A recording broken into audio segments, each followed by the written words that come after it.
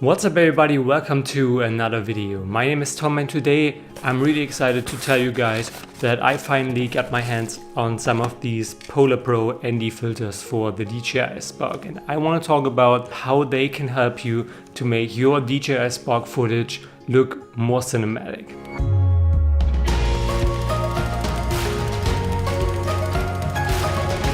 So cinematic is a term that is all over the internet right now, especially if you look on filmmaking stuff on YouTube. But let's just talk about what makes footage look cinematic and why everyone wants their footage to look cinematic. Is it just a trend, or is there maybe a real scientific reason behind that?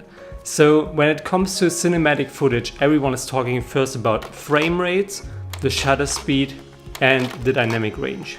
So as for the frame rate, it's pretty easy. Just set your frame rate to 24 frames per second because this is the frame rate most of the movies and theaters are shot in. With the Spark, we're forced to set it to 30 frames per second, which is not that bad. You can either leave it at 30 frames per second or you can just slow it down to 24 frames per second if you edit it in post, which adds some kind of smoothness to your footage, which I really like, so I usually just slow it down in post. When it comes to the dynamic range, there's also not that much that you can do in the Spark. You're forced to use the only built-in picture profile, which is not that oversaturated and doesn't have that high contrasty look that you get from most of the entry-level consumer electronics out there. But also it's not as good as if you would use a log profile, which would add a huge amount of dynamic range to your footage. And as for the shutter speed, this is where we need to talk about ND filters, because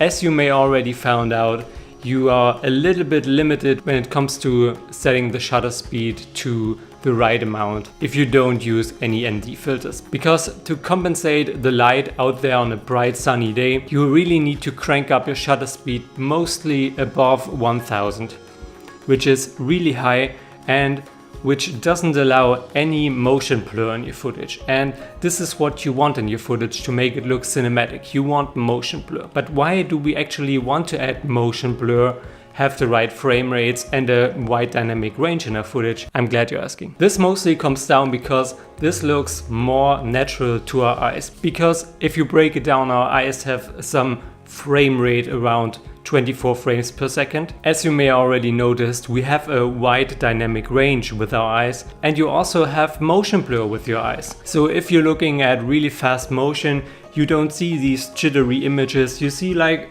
it's all kind of blurred. So all we want in our footage is a really natural look. So if you're talking about a cinematic look for our footage, this isn't really a trend. We just want our footage to look as natural and as pleasing to the human eye as possible.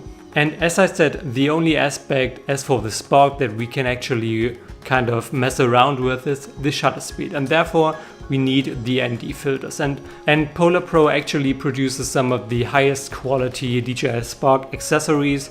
They already produced ND filters for other drones before the Spark came out, and they are highly acclaimed. So I've been very excited to get my hands on these ND filters for the Spark. And they finally arrived a few days ago, and it actually already starts with the packaging, which is just really high quality. Because these filters come in this little box, which just seems like some kind of plastic, but it actually has some kind of rubber coating on the back, which is just really nice. This box, even though it's plastic, it feels really good quality wise. It doesn't open up accidentally on itself. It even is pretty hard to open. So I would highly recommend to be really careful if you want to open this box when you're out in the field and trying to shoot. Don't be hectic, because I already see myself losing some of these filters because I don't know, maybe this box goes open because I want to open it with a lot of force and all the filters are flying around. So be careful while opening the box. But once you get it open, you see that these filters are really well built. They are really light. I mean, I expected them to be light because they have to fit on this little gimbal of the Spark. But if you hold them in your hand, you do actually feel nothing. They are so light and they seem pretty fragile, But after trying them out a few times, I really trust the build quality from PolarPro here. They just seem like a well-built, high-quality premium product. When it comes to attaching these filters to the Spark gimbal, at first it seems a little bit difficult and kind of, I don't know, I myself was a little bit scared to actually break the gimbal of the Spark or something like that, but it's fairly easy. If you did it one time, you're probably really confident by doing it the next time, because they just click in on the back of the Spark where these little gaps are, and then you just put it over the camera sensor and it's pretty much done. There is no actual loud click noise or something like that. You just feel it when the filter is on the right place. So definitely don't mess around with it too much. Don't move the gimbal too much. Just click it on the back, pull it on the front, and you're pretty much done. It's really easy. Taking them off is the same way, just in reverse. It's really easy. But now let's just talk about how these filters can actually help you to make your footage look more cinematic. So I got myself the Spark Filter 6-pack, which comes with, as the packaging says, 6 filters in it. One is just a standard polarizer with no neutral density function at all. There are 3 normal ND filters, an ND8, ND16 and an ND32, which is for really bright conditions.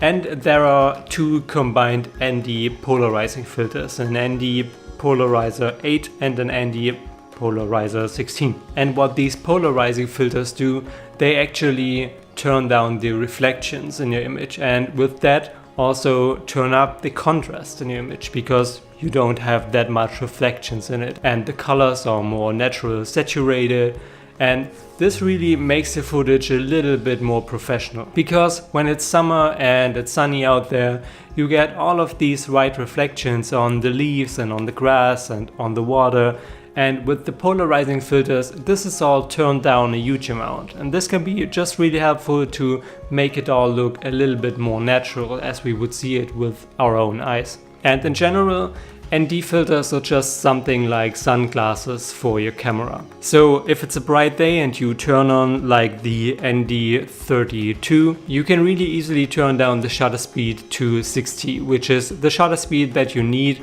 for a really nice and smooth motion blur when you're shooting at 30 frames per second, as you're forced to if you're shooting on the Spark. So besides that, there's really not much to talk about, because actually that's all these filters do. They kind of avoid reflections and they let you turn down the shutter speed to an amount that gives you a nice motion blur in your video. And here comes the point where you have to decide if this is worth the around 100 euro for you. Because actually if you're just shooting from high up in the sky, you won't have that much motion blur either if you're shooting with these ND filters, because all the motion is so slow and so far away, you just won't notice any motion blur. You have to get either really low, or you need to have some huge object that's moving really fast, like, I don't know, maybe a ship on the sea or something like that, or a huge truck.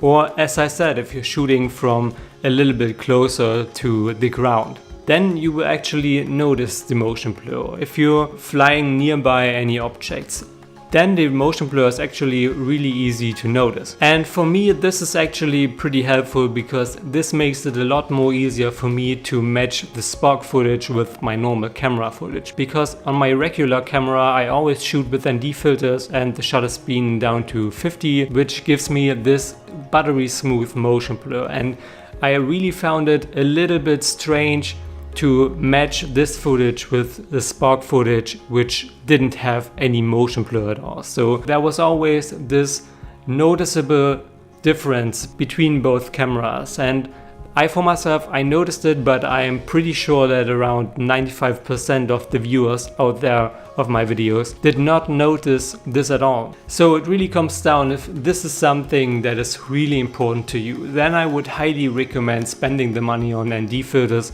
because as PolarPro mentions on the back of the package, these filters really help you capture cinematic content with your Spark. But they also cost a lot of money, and they are definitely not worth it for everyone. If you're only shooting with the Spark and you don't have to match with any other camera, I probably wouldn't buy them, because it doesn't make that much of a difference. It only makes a difference if you really rely on having all your footage look smooth and have the same look to it. But for myself, I'm pretty happy with buying these, and I'm really excited to try them out when I'm going to Iceland in a few weeks. And I hope I will be able to fly my drone, because it's actually pretty windy there, and I heard from a lot of people that they couldn't actually fly their drones because it just was too windy. So guys, wish me all the best in Iceland. I'm pretty excited about that trip, and I'm pretty excited to show you the footage that I hopefully will get there. As for now, I hope you guys found this video helpful. If you have any further questions